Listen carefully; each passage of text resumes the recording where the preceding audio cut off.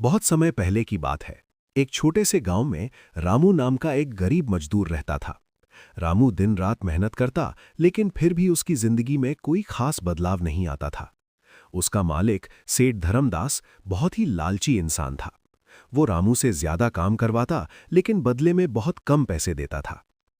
एक दिन रामू बहुत थक कर जंगल में बैठा था और भगवान से बोला, हे भगवान, क्या मेरी किस्मत कभी बदलेगी? तभी अचानक तेज हवा चली और उसके सामने एक बूढ़ा साधु प्रकट हुआ।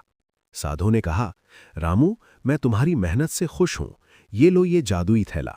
इसमें जो भी डालोगे वो 2 गुना हो जाएगा। रामू खुश तो हुआ, लेकिन उसने तुरंत कुछ भी डालने की जल्दी नहीं की। वो घर गया और अपनी पत्नी से बोला, हमें सोच समझकर इसका इस्तेमाल करना होगा, वरना नुकसान भी हो सकता है। दोनों ने मिलकर फैसला किया कि वे इसमें अनाज डालेंगे। जैसे ही उन्होंने थोड़े से गेहूं उस थैले में डाले, कुछ ही सेकंड में वो गेहूं 2 गुना हो गया। धीरे धीरे रामू ने अनाज बेचकर पैसा कमाना शुरू किया, लेकिन उसने कभी लालच नहीं किया। कुछ ही महीनों में रामू गांव का सबसे इज्जतदार और अमीर आदमी बन गया। लेकिन असली बदलाव तब आया जब रामू ने बाकी गरीब लोगों की मदद करनी शुरू कर दी। एक दिन सेठ धर्मदास को रामू की तरक्की का पता चला।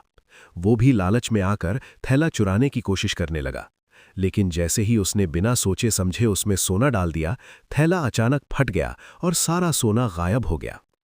सेठ को अपनी गलती का एहसास हुआ और वो हमेशा के लिए गरीब हो गया। मॉरल, सिर्फ मेहनत ही नहीं, सही सोच और बिना लालच के फैसले ही असली सफलता दिलाते हैं।